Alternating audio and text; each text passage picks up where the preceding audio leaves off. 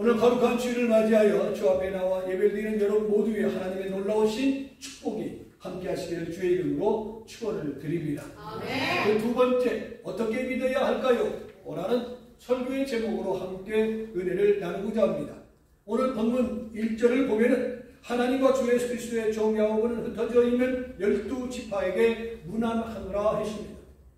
그 뜻은 야고보서를 써 보내는 대상이 이미 예수를 믿고 있는 사람이다 라는 것입니다. 그래서 야고보서 전체 교훈의 흐름은 어떻게 믿을 것인가, 어떻게 행할 것인가를 강조하고 있는 말씀이 바로 본문의 말씀인 것입니다. 어떻게 믿어야 할 것인가를 본문을 중심으로 찾아보겠습니다. 어떻게 믿어야 할까요? 그 두 번째입니다. 첫째로 시험을 기뻐하라 했습니다. 오늘 본문 2절 말씀을 보겠습니다. 내 형제들아 너희가 여러 가지 시험을 만나거든 온전히 어떻게 해요? 기쁘게 여기라고 했습니다. 12절에서는 시험을 참는 자는 뭐가 있도다? 복이 있도다라고 했습니다. 시험은 두 가지로 구분됩니다. 하나는 하나님이 주시는 시험과 마귀가 주는 시험이 있습니다. 하나님이 주시는 시험은 연단과 훈련이고 마귀가 주는 시험은 무엇입니까? 유혹입니다. 유혹은 뭐예요? 넘어지게 하기 위한 목적이 있는 것입니다. 그래서 우리는 영적 분별력을 가지고 항상 살아야 할 것을 명심해야 할 것입니다. 두 가지 시험은 같은 시험이 아닙니다. 하늘과 땅처럼 차이가 있듯이 하나님이 주시는 연단이나 훈련은 참고 견뎌야 하지만 마귀가 주는 시험은 낯선 예수의 이름으로 물리치고 이겨야 할 줄로 믿습니다. 그러기 위해서는 영적 분별력이 우리에게 절대적으로 필요하다는 것을 우리는 기억해야 할 줄로 합니다. 어느 날 나비가 번데기 껍데기를 벗고 나오고 있었습니다. 너무 힘들게 껍데기를 뚫고 나오는 것이 안쓰러워서 껍질을 찢어 주었더니 나오기도 전에 나비가 어떻게 해요?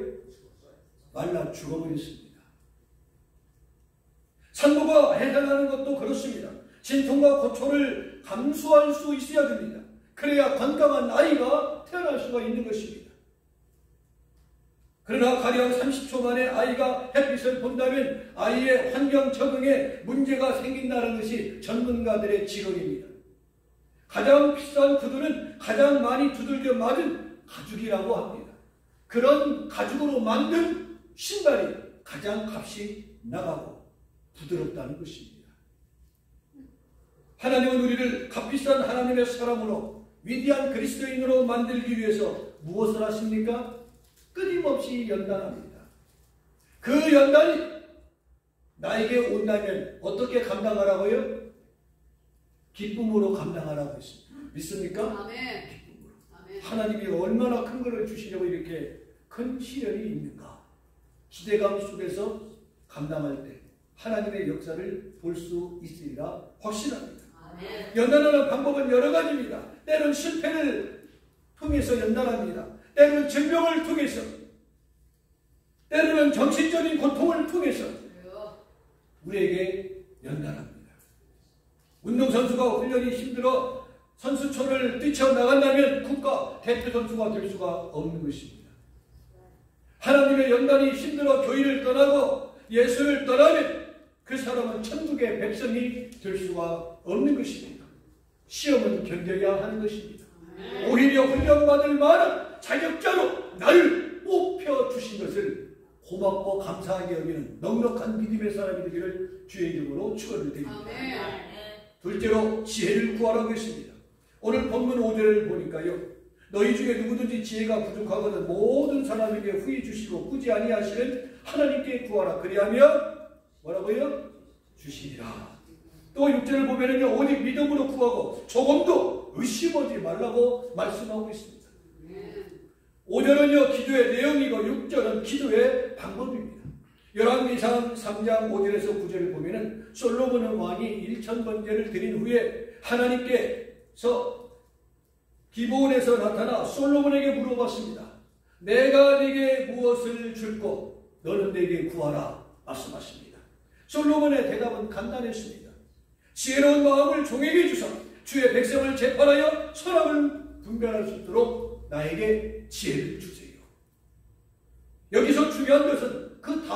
중요합니다. 열왕기상 3장 10절을 보니까 솔로몬이 이것을 구하며 그 말씀이 주의 마음에 뭐라고요? 맞는지라. 솔로몬의 구함이 하나님의 마음에 합했어요. 이 말이 무슨 말이에요? 하나님의 마음에 흡족하셨다는 말입니다. 그리고 11, 12절에 보니까 자기를 위하여 장수를 구하지 아니하고 부도 구하지 아니하고 원수를 갚는 것을 구하지도 아니하고 오직 송사를 듣고 분별하는 지혜를 구하니 내가 네 말대로 하여 네게 지혜롭고 총명한 마음을 주었으니 네 앞에도 너와 같은 자가 없거니와 내 뒤에도 너와 같은 자가 일어나니 없으리라. 응답해 주셨습니다. 솔로몬의 지혜의 명성은요, 그 당시 중동 지방을 다 휩쓸었습니다. 그는 지혜를 하나님께 구하고 그대로 받은 사람이었습니다. 지혜는 하나님의 선물인 줄로 믿습니다. 값없이 주신 선물이라고 성경은 분명히 우리들에게 말씀해 주셨습니다. 무엇보다도 믿음과 지혜를 구하는 여러분이 되기를 원합니다. 믿음과 지혜를 있으면 어떤 난관 속에서 이겨낼 수가 있습니다. 그 지혜로 하나님을 알고 섬길 뿐만 아니라 시험을 참고 대처해 나갈 수 있다는 말입니다. 주님도 제자들에게 뱀같이 뭐하라고요? 지혜로우라고 당부하여 주셨음을 기억합니다. 본문의 야고보는 뭐라고 했어요? 지혜를 구하면 꾸짖지 않고 후해 주신다라고 5절에 했거든요. 주시되 후해 주시고 넉넉하게 주시는 분입니다. 우리 시대는 지혜로운 사람이 필요한 시대입니다. 특별히 지혜로운 그리스도인이 요청되는 시대입니다. 잠언서 15장 24절을 보면은 지혜로운 자는 위로 향한 생명길로 말미암음으로 그 아래에 있는 수호를 떠나게 되어지느니라. 지혜로운 자는 생명을 얻는 길이 무엇인가를 알기 때문에 지옥에 들어가지 않는다는 뜻입니다. 잠언서 16장 16절을 보면은 지혜를 얻는 것이 금을 얻는 것보다 얼마나 나은 고라고 했습니다. 사랑하는 교우 여러분, 지혜를 구하는 지혜가 여러분에게 있기를 원합니다. 그리고 그 지혜로 예수 믿고 공부하고 장사하고 사업하고 정치하고 가르치고 가정을 이끌어가는데 신앙생활하는데 큰 밑거름이 되기를 주의 이름으로 축원을 드립니다. 셋째로 절제하라고 했습니다. 본문 19절을 보니까 듣기는 속히 하고 말하기는 더디하며 성내기도 더디하라 했습니다. 잘 듣고 말은 아끼고 성질은 내지 말라라는 뜻입니다. 말끝마다 성질 내는 사람 있지 않습니까? 그러지 마라라는 것입니다. 한숨만 더 참고 인내하라는 것입니다. 유대인의 격언 중에 이런 말이 있습니다. 말은 적게 하고 일은 많이 하라. 두 번째 격언, 듣기는 빨리 하고 대답은 생각한 후에 하라는 말이 있습니다. 누구든지 말이 많으면 뭐가 많아요? 실수가 많기 때문에 그렇습니다. 그리고 남의 말, 필요 없는 말, 유익하지 않는 말, 덕스럽지 않는 말은 참아야 합니다. 상대방에 대해서 궁금한 것이 많이 있겠지만 묻지 마세요. 알려고도 하지 마시고 부탁합니다. 친해지면 말하지 말라고 해도 다 자기 입으로 다 내뱉게 되어 있어요. 소통을 먼저 찾아야 되지. 궁금한 것이 그렇게 많아요, 우리는. 사실 우리가 신앙생활 하면서 교회에서 만나서 함께 신앙생활 하지만 각자 나름대로의 생각들이 다 있습니다. 그냥 물어보지만 상대에게 상처가 될 수도 있다는 것을 항상 염두에 두시기를 바랍니다. 말은 그렇게 유익하면서도 상대방에게 상처를 주는 것입니다. 예수 믿는 사람은 무엇을 절제해야 돼요? 그러므로 말을 절제해야 됩니다. 야고보서 3장 6절을 보면은 혀는 곧 불이요 불의의 세계라. 혀는 우리 지체 중에서 온 몸을 더럽히고 삶의 수레바퀴를 불사르느니라 했습니다. 상대방의 혀는 뭐예요? 상대방의 마음에 무엇을 질러요? 분질러요. 분질러니까 상대방이 뭐예요? 천불난에 그러는 거예요. 다 이유가 있어요. 우리는 응답, 배설, 험담, 비난하는 말을 참가해야 합니다. 우리 혀로 주님을 찬양하고 형제를 칭찬하고 복음을 전하는 일에 열심히 해야 되지 험담하는 일에 열심히 해서는 안 된다는 것입니다. 우리는 성내기도 더디해야 된다는 말씀을 주목하십시오. 마음속에 노여움이나 증오심을 품고 있을 때 어떻게 됩니까? 눈으로, 입으로, 손으로, 몸짓으로 표출되게 되어지는 것입니다. 미운 마음이 생기면 상대방을 볼 때요, 눈이 독사 같은 눈으로 보는 거예요. 그 다음에 어떻게 봐요? 이걸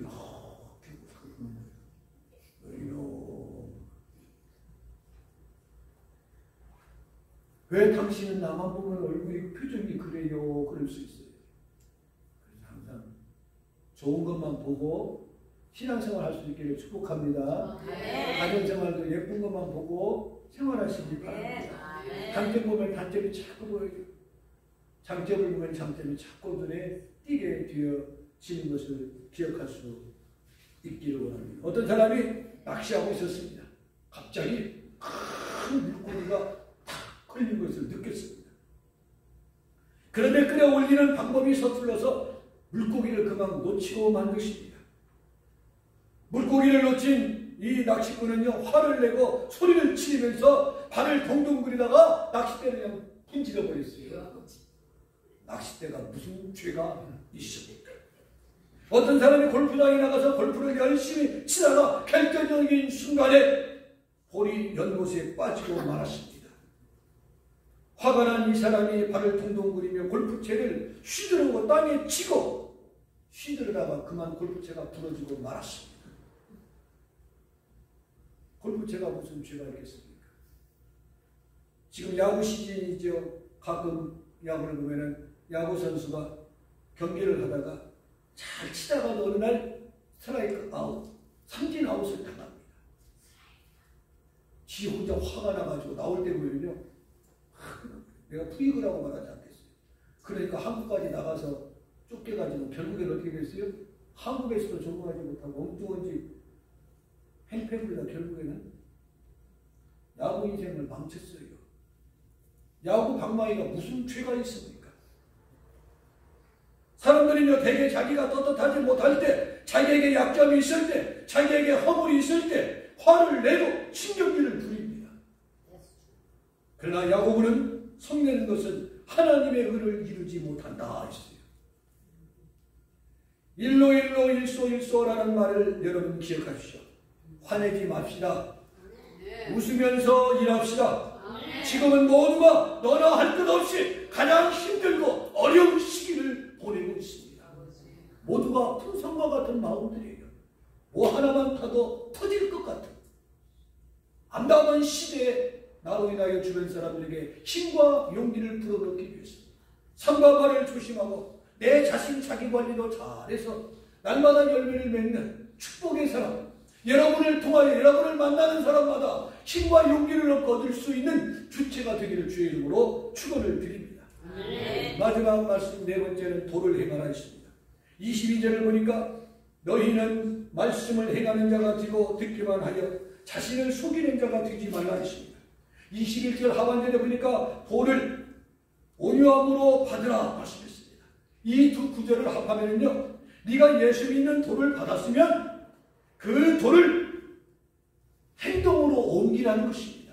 네가 하나님의 말씀을 받았고 하나님의 말씀을 알면 아는 걸로 끝나지 말고 뭐 하라요? 행동으로 옮기라, 실천하라는 말씀입니다. 다시 말하면 듣고 보고 배운 것을 그대로 실천하라는 말씀입니다. 유대인들이 회당에 모이면 한 사람은 큰 소리로 성경을 읽어주고 많은 무리들은 그 성경 말씀을 듣습니다. 열심히 듣고 그 모든 모임이 끝나게 되어지면 밖으로 나가서 하나님의 말씀을 실천합니다. 그렇게 노력합니다. 삶의 현장은 우리의 뭐예요? 실습장이에요. 하나님의 말씀을 듣고 보고 듣고 배운 것을 나가서 실천에 옮겨야 할 사명과 책임. 너는 세상에 뭐라겠어요? 빛이라 소금이라 말씀하여 주셨습니다.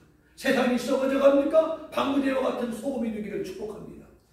세상이 어두워져 가고 있습니까? 빛이 되시기 바랍니다. 무엇처럼? 제 이마처럼 밝히십시오. 어두운 것을 밝히는 등불이 되기를 바랍니다.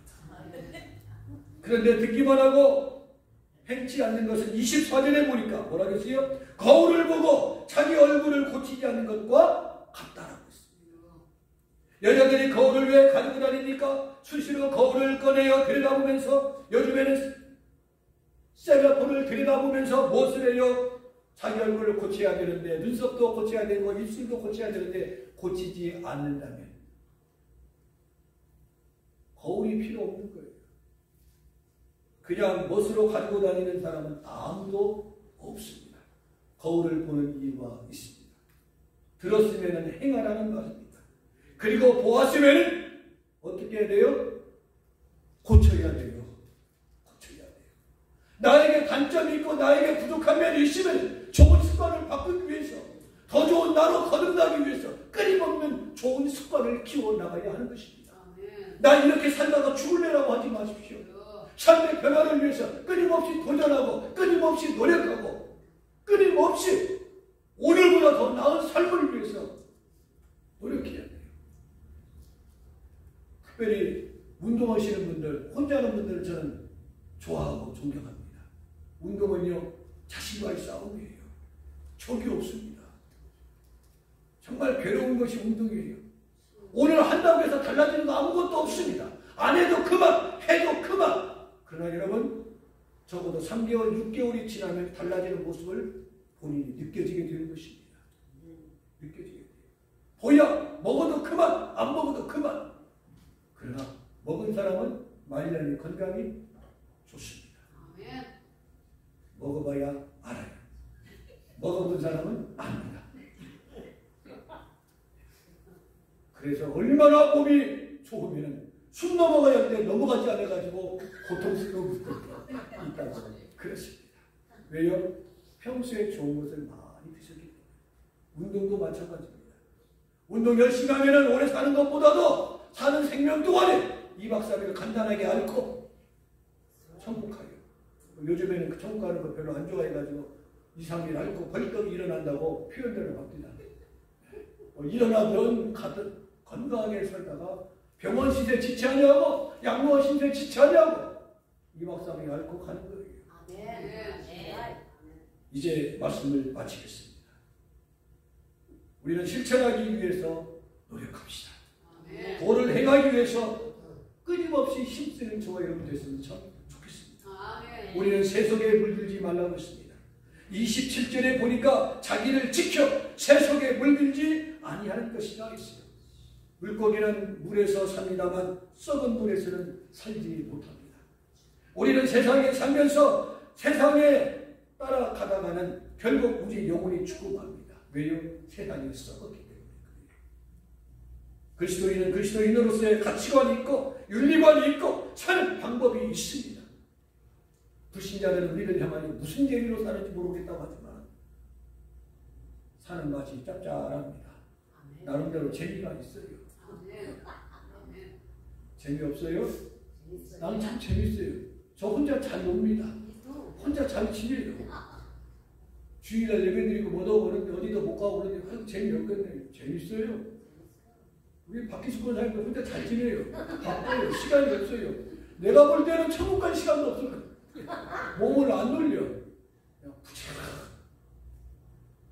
그런데 여러분, 그것을 다 팽개치고 세상 사람과 똑같이 생각하고 먹고 마신다면 세상 사람과 다를 바가 뭐가 있겠습니까? 성도라는 말씀은 구별된다라는 뜻입니다. 세상에 많은 사람들 중에서 구별된 성도는 하나님의 자녀 여러분들입니다. 우리는 어떻게 믿어야 합니까? 시험을 만나거든 기뻐하십시오. 부족하거든 지혜를 구하십시오. 신경질 내지 말고 절제하십시오. 듣고 보고 배운 것을 실천하도록 노력해 보십시오. 자기를 지켜 세속에 물들지 맙시다. 세상 쫓아가다가 지옥불에 들어가고 말 것입니다. 열심히 교회 쫓아다니다가 결국에는 다닌 것 같지만 잘못 믿고 지옥 아리목에 가게 될 것입니다. 바로 믿고 바로 섬기는 여러분 되기를 주의 이름으로 축원드립니다.